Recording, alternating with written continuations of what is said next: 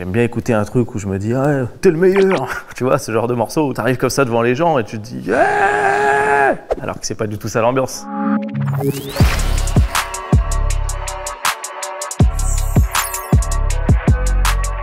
Yo, je suis Anis, je suis comédien et scénariste, mais je suis avant tout là pour te donner de quoi devenir le boss du pitchage. Pitcher, c'est quoi? Pitcher, c'est les moments où tu te retrouves à devoir présenter des choses oralement à plusieurs personnes. Des fois 20, des fois 30, des fois des milliers de personnes.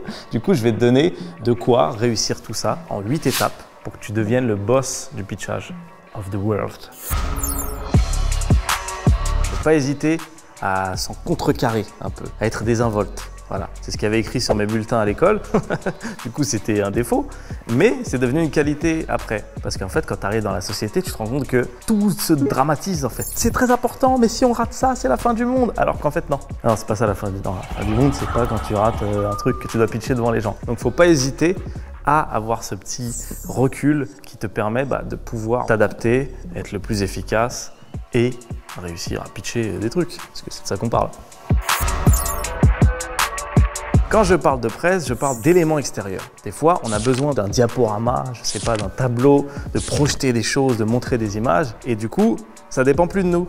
Ça dépend des fois de choses électroniques, mécaniques, etc. Ces choses-là qui sont extérieures à toi, sur lesquelles tu n'as pas le contrôle, il faut que ça soit les choses les plus préparées.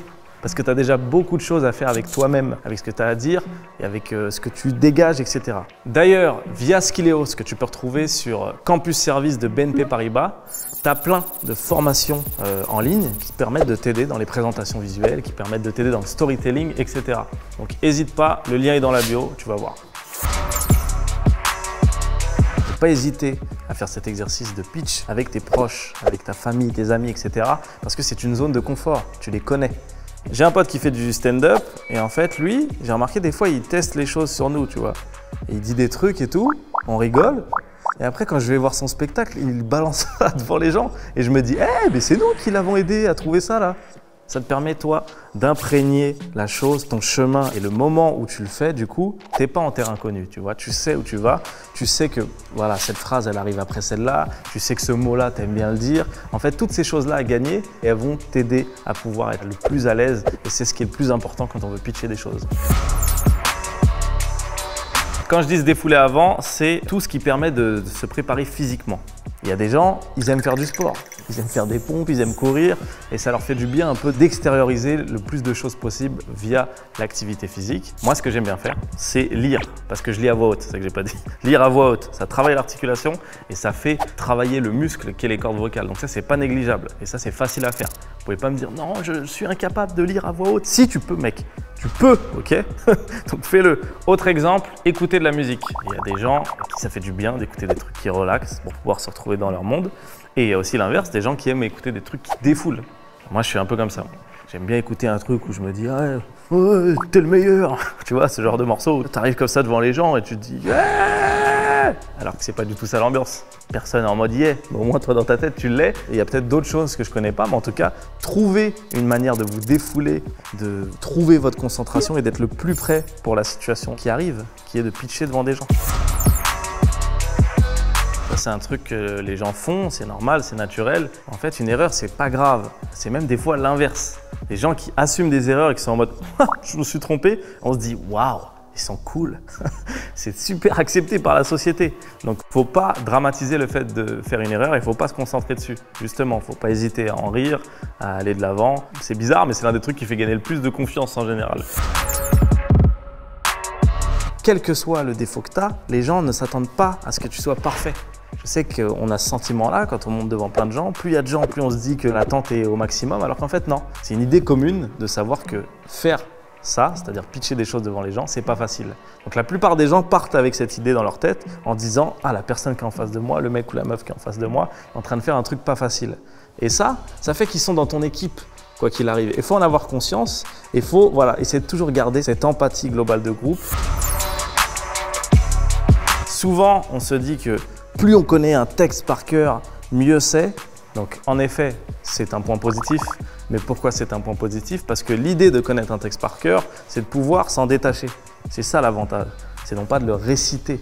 Plus tu récites quelque chose, plus tu crées de la distance avec les gens. Plus ils se disent, bon, bah, super, le gars, il est là, il lit son truc, il s'en fiche de nous. Les gens, ils veulent que tu sois avec eux, en fait, tu vois. Donc, quand tu as un texte, n'hésite pas à en sortir. Il n'y a pas de problème. Moi, je te parle d'en sortir, ça peut être ne serait-ce qu'un regard, des fois. Bien sûr, l'idéal, c'est de pouvoir parler avec les gens, etc. Mais ne serait-ce que regarder, ralentir, etc. Ne pas donner l'impression qu'on est juste en train de faire quelque chose de très monotone.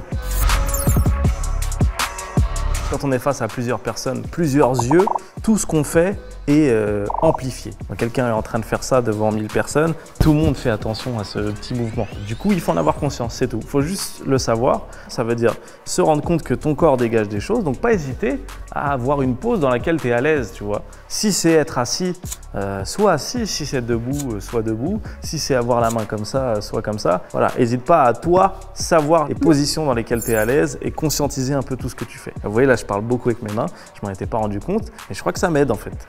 Ça doit m'aider d'une certaine manière. Je vais aller voir un psy, c'est un autre débat. En tout cas, ça m'aide à pouvoir parler avec vous. Donc voilà, ça c'était toutes les étapes. Je te les résume en vite fait, comme ça tu as tout. Étape 1, prendre de la distance. Ne pas hésiter à avoir du recul, de la désinvolture. C'est un point positif dans ce genre de situation. Étape 2, bien préparer sa presse. Quand tu as des éléments extérieurs, à toi de les préparer au maximum parce qu'ils ne sont plus dépendants de toi le jour J. 3. Teste-le auprès de tes proches. Voilà, c'est la zone de confort. Faut pas hésiter à l'utiliser. C'est pas grave, c'est tes proches, ils vont pas partir, mec. Étape 4, se défouler avant. Activité physique, activité musicale, tout ce que tu veux. Le truc qui te permet d'être dans ton monde et de te concentrer au maximum. Étape 5, ne pas se concentrer sur ses erreurs. Voilà, une erreur, ce n'est pas disqualificatif comme je te le disais. Ça permet de créer de l'empathie avec les gens et ça permet de montrer que voilà, personne n'est parfait. Ça me permet d'enchaîner sur l'étape 6, assumer ses défauts. Quel que soit le défaut que tu aies, que tu crois avoir en tout cas, c'est pas grave parce qu'on n'attend pas la perfection. On sait que c'est difficile à faire, donc les gens sont avec toi. Étape 7, ne pas réciter. C'est bien de connaître par cœur, mais réciter, c'est pas un allié parce que ça crée de la distance avec les gens. Donc non, ça on n'en veut pas. Et étape 8, contrôler ta gestuelle.